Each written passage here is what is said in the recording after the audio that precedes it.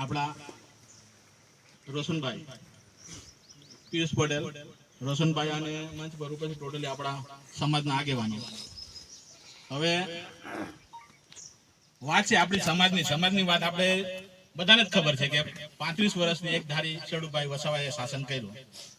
બધાને જ ખબર હતી કે આદિવાસીઓ આગળ આવશે ને કઈ કરશે, પણ નહીં કર્યું. પછી એવું એક વળાંક આવ્યો કે આપણે બીજેપી ને લાવ્યા, પણ બીજેપી ટોટલી રીતે ભરૂચ જિલ્લામાં ફેલ થઈ. એમાં ઝઘડિયા તાલુકાની અંદર તમે જોયા છે, રસ્તાઓ જોયા છે કે કોઈ જગ્યાએ રસ્તાનું ઠેકાણું નહીં, આરોગ્યનું ઠેકાણું નહીં, શિક્ષણનું ઠેકાણું નહીં, કોઈ બી વાત. અમે વારંવાર ઘણી વખતે અમે એવું કીધું કે રસ્તાઓ સાહેબ કેટલી વાર છે, કેવી રીતે. પછી એક ભાઈ અમને એવું કીધું કે ભાઈ તો સોનાનો રસ્તો બનાવવાના છે, એટલે એને ટેન્ડર બનાવવા 2-3 વર્ષ વાર લાગશે.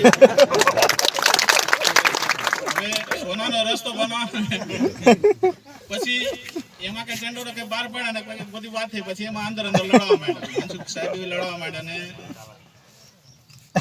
રીતેશભાઈ કે આ રસ્તો બરાબર નહીં બનતો, આ ફલાણો નહીં બનતો. અલા ભાઈ રસ્તો બરાબર બને કે નહીં બનતો, પણ અહીં તો બહેનો નથી. ટોટલી બધા આગેવાનો બધા એવું કીધું કે ભાઈ બનાવો, પણ આપણા આદિવાસી વિસ્તારમાં કશું કામ કરતા નથી. એ ટોટલી જગ્યાએ આમ જોવા જાય તો એ બધા ટોટલી છે ને છૂટાયા પછી બધા ઉજેડાનું કામ કરે અને મોટા મોટા કોન્ટ્રાક્ટરોને હાથે મળી બધા એકબીજાનું બધું કામ કરે. આદિવાસીઓનો કોઈ પ્રશ્નનો હલ થયો હોય એવો એક પ્રશ્ન અમે જોયો નથી. એટલે પછી અમને એવું લાગ્યું કે હવે શું કરીએ. અમે ચડુભાઈ હાથે બી અમે મિટિંગો કરી, એવું નહીં કે નહીં કરી, પણ અમે 3-4 મિટિંગ કરી. અમે અમારા આગેવાનો બીજા બેઠેલા છે પંચાયત અમે ગયા 4-5 વખત ગયા, કોઈ માણસ ભેગા નહીં થયા. એટલે પછી મેં ગામડામાં જઈને એવું કીધું, પાંડાબેડા, સિયાલીપી, મોરણ અને ગુલિયા પડ્યા અને બધે ગયા. અમે કીધું કે કમસે કમ ધારાસભ્ય બોલાય કે ભાઈ 35 વર્ષથી કશું કઈ નહીં કરું, ભાઈ તમે બોલાય નથી શું કરો. એટલે પછી ગામડામાં આવો, ગામડામાં ગયા હતા 150-200 મિટિંગ કરી એક ગામમાં.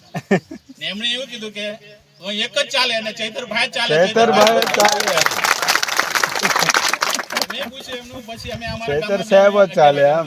એટલે પછી બધી વાત થઈ કે હું કે ચૈતરભાઈ આદિવાસીઓ માટે લડે કે કોઈ બી જગ્યાએ કોઈ ગાડી પકડાય કે ગમે તે પકડાય. ચૈતરભાઈ ડેડિયાપાડાથી નીકળ્યા, ડેડિયાપાડા અને રાજપીપળા વચ્ચે કોઈ ડીએસપી હતા, એમને એવું કીધું કે એ આંગળી સામે આકડી બરાબર છે કે જે પોલીસ સામે કે સરકાર સામે લડી શકે, અવાજ ઉઠાવી શકે, આદિવાસીઓના પ્રશ્નને વાચા આપી શકે, ન્યાય આપી શકે અને એમના માટે લડી શકે એવા એક જ માણસ છે. તો કોણ છે? તો કે ચૈતરભાઈ ધારાસભ્ય આપણા આમ આદમી પાર્ટી. પછી અમે નક્કી કર્યું કે ભાઈ આપણે આમ આદમી પાર્ટીને જોડાયા, તો આગેવાનો બધા સપોર્ટ કરશે આજુબાજુના. તો બધાએ કીધું કે તમે ખાલી જોડા જાઓ, બધાનો સપોર્ટ છે.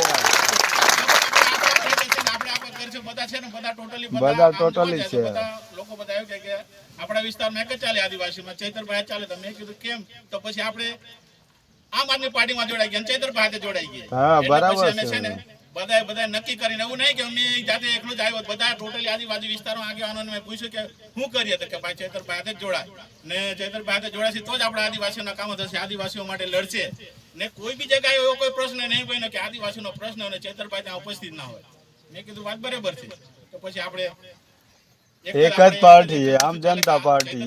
બીજે કઈ કોઈ આપણે કોઈને આપણે સહકાર નહીં આપો, ચૈતરભાઈ હાથે જોડાવો છે અને ચૈતરભાઈને ટેકો આપો અને આપણો ટોટલી વોટ ચૈતરભાઈને જ આપવાના છે. હા બરાબર.